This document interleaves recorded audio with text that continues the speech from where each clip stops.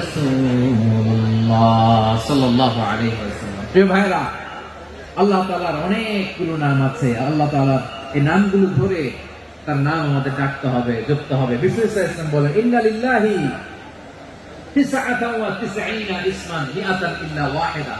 আল্লাহ রয়েছে 99টা নাম, এক কম 100। এক কম, আমরা বাংলায় বলি না যে এক কম 100, মানে আসলে কয়টা? 99। বিশ্বনবী বলেন আল্লাহর 99টা নাম আছে, মিআতান ইল্লা ওয়াহিদা, এক কম 100। মান আহসাহা দাখালাল জান্নাহ। যে ব্যক্তি 99 নাম মুখস্থ করে তার সিনার ভেতরে রাখবে, আল্লাহ তাআলা তাকে জান্নাত দিয়ে ধন্য করে দেবে। বলেন আল্লাহর নামগুলো জানার দরকার আছে না নাই? এই নামগুলো আমরা জপব, মুখস্থ করব।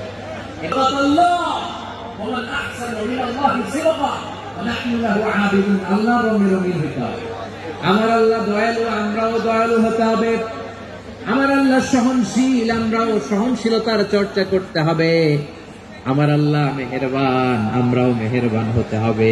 বিষ্ণু ইসলাম আল্লাহর এই চমৎকার সুন্দরতম নামগুলো ধরে ধরে আল্লাহর কাছে চাইতেন। আপনি যখন দোয়া করবেন, আল্লাহর নামগুলো ধরে যদি দোয়া করেন, আল্লাহ ওই দোয়া ফিরায় দেয় না।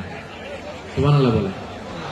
আপনি যদি দোয়ার মধ্যে বলেন ইয়া রহমান, সবাই বলেন ইয়া রহমান, ইয়া রহিম, ইয়া হাইয়্যু, ইয়া কাইয়্যুম। আল্লাহর চমৎকার নামগুলো ধরে ধরে যদি আল্লাহর কাছে ফরিয়াদ করেন, আল্লাহর নামগুলো ডাকেন, আপনার দোয়া মুহূর্তে কবুল করবে কে? বিষ্ণু ইসলাম এভাবে আল্লাহর নামগুলো ধরে ধরে জিকির করতেন, আল্লাহর নাম করতেন। তিনি আনসালতাহু ফি কিতাবি, যার উসিলায় চাই যে নামগুলো আমরা জানি না, সেগুলো উসিলায় চাই। আল্লাহর সব নাম আল্লাহ আমাদেরকে জানায় নাই, কিছু নাম জানিয়েছেন, কিছু নাম তিনি জানান নাই। সুবহানাল্লাহ। আল্লাহ তাআলা তার কিছু নাম কোরআনে উল্লেখ করেন, কিছু নাম স্পেশাল কিছু নবীদেরকে জানিয়েছেন, আর কাউকে জানান নাই। কিছু নাম তিনি কিয়ামতের দিন আমাদের সামনে প্রকাশ করবেন যে এইটাও আমার একটা নাম, এটা তোমরা কেউ জানতো না। সুবহানাল্লাহ। সারপ্রাইজ হিসেবে আল্লাহ তাআলা কেউ জানে না কিয়ামতের দিন।